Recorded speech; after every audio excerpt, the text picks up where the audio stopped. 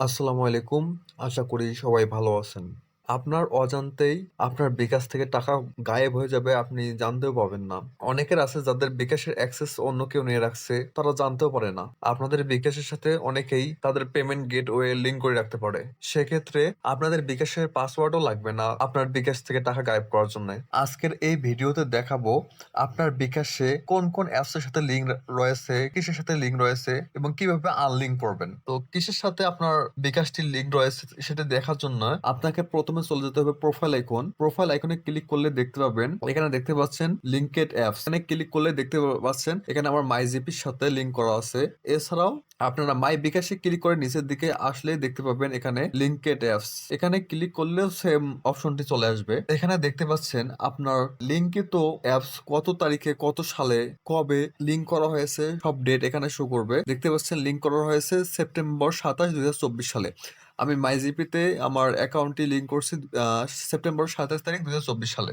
এখানে ক্লিক করলে দেখতে পাবেন এখানে লাস্ট পেমেন্ট কত সালে, কত তারিখে করা হয়েছে, কত সালে করা হয়েছে। এখানে দেখতে পাচ্ছেন মানে সেপ্টেম্বর 27, 2024 লাস্ট পেমেন্ট করেছে। এরপর থেকে আমি ব্যবহার করিনি। তো এখানে যদি আপনার কোনো অ্যাপস লিঙ্কেড করা থাকে, তারা যে কোনো সময় আপনার পারমিশন ছাড়া, আপনার পাসওয়ার্ড ছাড়া এখান থেকে টাকা হাতিয়ে নিতে পারবে। আপনাদেরকে অবশ্যই সাবধানতা অবলম্বন করতে হবে। তো আপনি কিভাবে এটা এখান থেকে আনলিঙ্ক করবেন? আনলিঙ্ক করার জন্য এখানে দেখতে পাচ্ছেন ম্যানেজ অপশন। তো ম্যানেজ অপশনে ক্লিক করবেন। ম্যানেজ থেকে ক্লিক করার পর এখানে নিচে দিকে দেখতে পাচ্ছেন আনলিঙ্ক। আনলিঙ্কে ক্লিক করলেই এরকম একটা ইন্টারফেস চলে আসবে। তো এখান থেকে আপনার বিকাশের পাসওয়ার্ডটি দিয়ে দিলেই আনলিঙ্ক হয়ে যাবে। দেখতে পাচ্ছেন আপনার অ্যাপ আনলিঙ্ক সফল হয়েছে। দেখতে পাচ্ছেন এখানে বিকাশ থেকে নোটিফিকেশন এসেছে। এখানে লেখা আছে আপনার অ্যাপ আনলিঙ্ক রিকোয়েস্টটি প্রসেসিং এর জন্য সাবমিট করা হয়েছে। তো এখানে প্রসেসিং বলতে আপনার সাথে সাথেই এরা আনলিঙ্ক করে দেয়। তো এরপর হোমে ফিরে যান, ক্লিক করেন। হোমে ক্লিক করার পর এখানে আবার লিঙ্কেড অ্যাপসে গিয়ে দেখতে পাবেন এখানে আমাদের অ্যাপসটি আনলিঙ্ক হয়েছে, অর্থাৎ আপনি পুরোপুরি এখন সেভ রয়েছেন। তো আমরা যদি এখানে পেমেন্ট বিবরণী, অর্থাৎ আমরা লিঙ্কডের মাধ্যমে